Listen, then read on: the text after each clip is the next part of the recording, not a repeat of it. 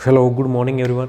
तो इस video tutorial में साइंस में अपन जानेंगे जो पीछे वाले वीडियो का जो लास्ट रह गया है, जिसके लिए स्पेशली अलग ये वीडियो बनाया है, वो है ड्रॉबैक्स या कह सकते हैं limitations of Niels Bohr model of atom. Niels Bohr का जो मॉडल था, उस मॉडल में क्या ड्रॉबैक्स हैं, क्या कमियां हैं, उसके बारे में। और इसी में जो है इस चैप्टर का एक पोर्शन कंप्लीट हो गया है, तो उसको जो है रिकेप किया जाएगा दोबारा से। तो क्या ड्रॉबैक्स थी, क्या लिमिटेशंस रह गई थी नील्स बोर के मॉडल में, उसके बारे में। तो फर्स्ट जो इनका ड्रॉबैक था, पहला जो ड्रॉबैक था, this model can not explain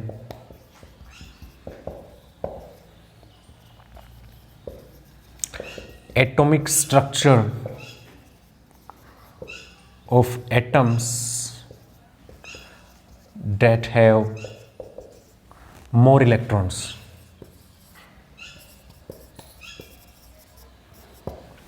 तो ये जो मॉडल है ये एक्सप्लेन नहीं कर सकता, एटॉमिक स्ट्रक्चर को एक्सप्लेन नहीं कर सकता।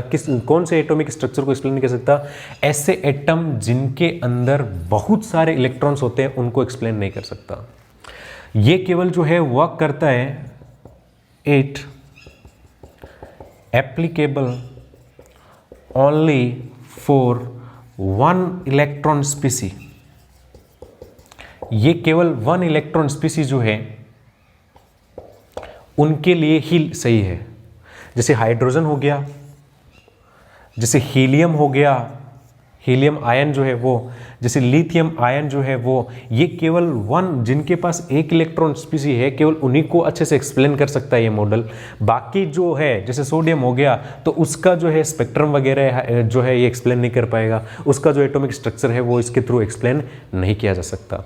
तो this model can not explain atomic structure of atoms that have more electrons. तो ऐसे एटम्स जिनके अंदर बहुत ज़्यादा इलेक्ट्रॉन्स है, उनको ये मॉडल एक्सप्लेन नहीं करता। दूसरी कमी,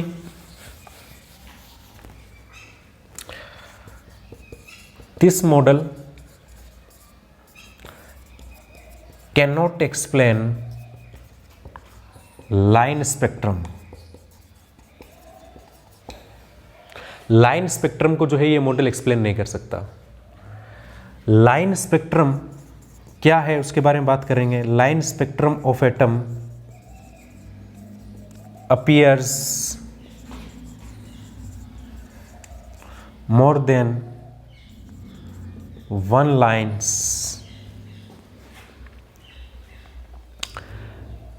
line spectrum of atom appears more than one lines। कुछ पहले बात कर लेते हैं अपन, ये जो लाइन स्पेक्ट्रम है ये होता क्या है। लाइन स्पेक्ट्रम जो है वो क्या होता है? तो मान लीजिए ये कोई कंटेनर है जिसके अंदर जो है हाइड्रोजन फिलअप कर रखी है। इसमें से अगर वाइट लाइट को पास करवाया जाए, ये क्या है? वाइट लाइट है। अगर इसको पास करवाया जाए और इस लाइट को अगर किसी प्रिज्म से पास करवाया जाए, तो ये क्या है? एक स्क्रीन के ऊपर जाएगी ऐसे। ये आपने डिस्पर्जन ऑफ लाइट पढ़ा होगा, 7 कलर का एक बैंड दिखाई देता है, ये जो है अपनी स्क्रीन है। लेकिन इसमें क्या हुआ, अब इस स्क्रीन को जब हाई पेनेट्रेट रेजोल्यूशन, जब इसका चेक करा गया, जब इसको एकदम अच्छे से करके देखा गया, एकदम करीब से जब इनको ऑब्जर्व करा गया, तो ये जो स्क्रीन थी उसके ऊपर कुछ लाइंस जो थी वो शो हो रही थी ऐसे। तो ये है लाइन स्पेक्ट्रम। तो कुछ जो है लाइन स्पेक्ट्रम जो थे ऐसे वाइट लाइट जो है उससे करवाए गए, कुछ जो है इलेक्ट्रोमैग्नेटिक वेव्स के थ्रू जो है करवाया गया, कि कई बार इसको जो है इलेक्ट्रिक फील्ड के थ्रू करवाया गया। तो अलग अलग बार जो है अलग अलग टाइप का लाइन जो है वो देखने को मिल रहा था। तो इस लाइन स्पेक्ट्रम को जो है वो एक्सप्लेन नहीं कर पाए थे। तो line spectrum of atom appears to be divided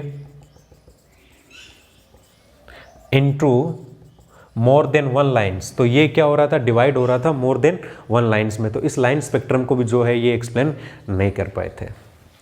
उसके बाद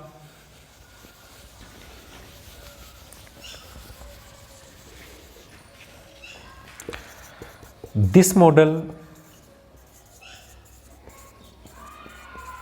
डज नॉट एक्सप्लेन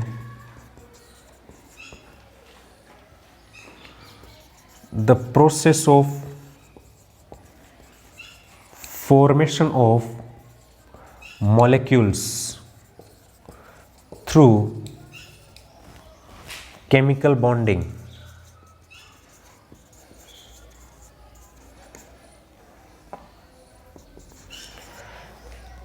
ये जो मॉडल है ये मॉलिक्यूल्स का फॉर्मेशन नहीं बताता। इस मॉडल के थ्रू हम जो है मॉलिक्यूल्स कैसे बनाएं, एटम जो है वो दूसरे एटम स्पीसीज के साथ जुड़ेगा और वो क्या बनाएंगे, एक बॉन्ड बनाएंगे। जैसे हाइड्रोजन है तो इसमें हाइड्रोजन हाइड्रोजन के बीच में एक बॉन्ड बना हुआ है, आगे बस समझ में। तो ये जो बॉन्डिंग हो रही है, एटम एटम स्पीसी आपस में जो है वो जुड़ रहे हैं और वो मॉलिक्यूल्स बनाते हैं, वो बॉन्ड बनाते हैं, सिंगल बॉन्ड, डबल बॉन्ड या ट्रिपल बॉन्ड। तो उन चीज़ों को जो है ये एक्सप्लेन नहीं करता। तो ये मॉडल जो है उस चीज़ों को एक्सप्लेन नहीं कर पाता कि बॉन्ड कैसे बनाए, केमिकल बॉन्डिंग कैसे होगी, एटम एटम के बीच में केमिकल बॉन्डिंग कैसे होगी। तो ये तीन जो है इसके मेन ड्रॉबैक्स हैं, लिमिटेशंस हैं, शॉर्टकमिंग्स हैं।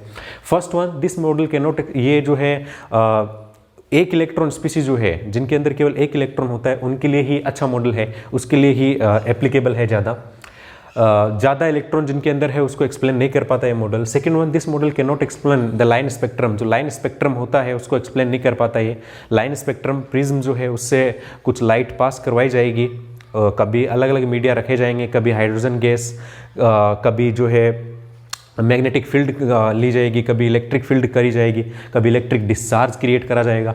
तो उसमें क्या हो रहा था, जो लाइंस मिल रही थी, जो स्क्रीन के ऊपर जो लाइंस मिल रही थी वो हर बार अलग अलग मिल रही थी, अलग अलग स्पीसी के लिए, और एक स्पीसी के लिए भी अलग अलग मिल रही थी। तो वो जो लाइन स्पेक्ट्रम होता है उस लाइन स्पेक्ट्रम को जो है नील्स बोर एक्सप्लेन नहीं कर पाए। उसके अलावा इस मॉडल के थ्रू आप बॉन्ड कैसे बनाएं, केमिकल बॉन्डिंग कैसे होगी, एटम एटम जो है कंबाइन करके बॉन्डिंग करेंगे, मॉलिक्यूल्स का फॉर्मेशन करेंगे, तो वो भी इसके थ्रू एक्सप्लेन नहीं किया जा सकता। तो ये जो थे ये ड्रॉबैक्स थे नील्स बोर के। अब जो है इस चैप्टर का एक पोर्शन जिसके अंदर सिर्फ एटॉमिक स्ट्रक्चर का डिटेलिंग दे रखा है वो अपन ने कंप्लीट कर लिया। आगे जो है वो है पीरियोडिक क्लासिफिकेशन जो आज पीरियोडिक टेबल है उसके अंदर कैसे उसकी शुरुआत हुई उन सब के बारे में। तो उसकी डिटेल करने से पहले अपन जो है इसको एक बार रिवाइज करेंगे। तो सबसे पहले हमने जो था महर्षि कणाद के बारे में कुछ बातें पढ़ी थी। उसके बाद एक और ऋषि, हालांकि इंपॉर्टेंट बातें नहीं है, पकुदा काव्यायाम, उनके बारे में कुछ पढ़ा था। मैटर को डिवाइड करते जाएं तो जो लास्ट पार्टिकल होगा वो क्या होगा, एटम होगा। एटम को और ज़्यादा डिवाइड नहीं किया जा सकता। फिर जो थे हमने पढ़ा जॉन डाल्टन के पोस्टुलेट। जॉन डाल्टन जो है उन्होंने कुछ पोस्टुलेट दिए, एटम सबसे छोटा होता है, एटम एटम जुड़ के जो है मॉलिक्यूल्स का फॉर्मेशन करते हैं, एटम को और ज़्यादा डिवाइड नहीं कर सकते। ऐसे करके बहुत सारे पोस्टुलेट जो थे जॉन डाल्टन ने दिए थे, जिनके बारे में आपको कंप्लीटली प्रीवियस वीडियो में बता चुका हूँ। उसके बाद हमने जे थॉमसन जो है, जे थॉमसन, उसका मॉडल जो है एक्सप्लेन कर लिया, उसका मॉडल पूरा जो है कंप्लीट कर लिया कि एटम जो होता है वो एक पॉजिटिव स्पेयर होता है, इलेक्ट्रॉन जो होते हैं उसके अंदर एम्बेडेड होते हैं।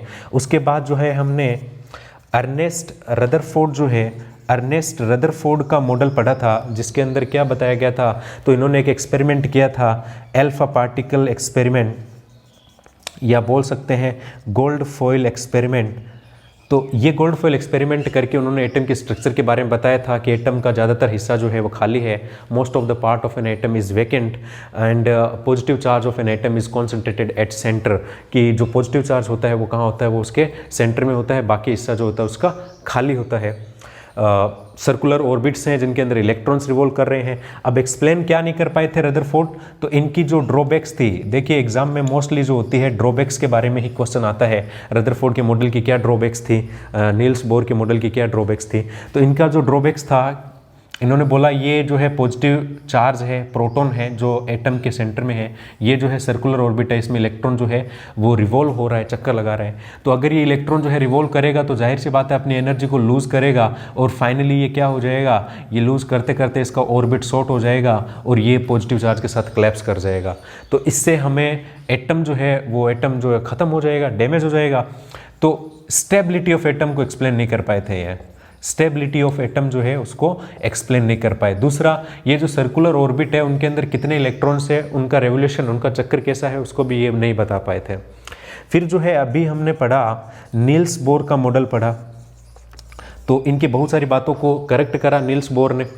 इन्होंने बोला ये जो पॉजिटिव चार्ज होता है वो सेंटर में ही होता है, ये सर्कुलर ऑर्बिट जो होते हैं उनकी एनर्जी लेवल जो होता है फिक्स होता है, उनकी रेडियस जो होती है वो फिक्स होती है, और इलेक्ट्रॉन जब चक्कर लगाते हैं तो उनकी एनर्जीज के अंदर कोई जो चेंज है वो नहीं होता है।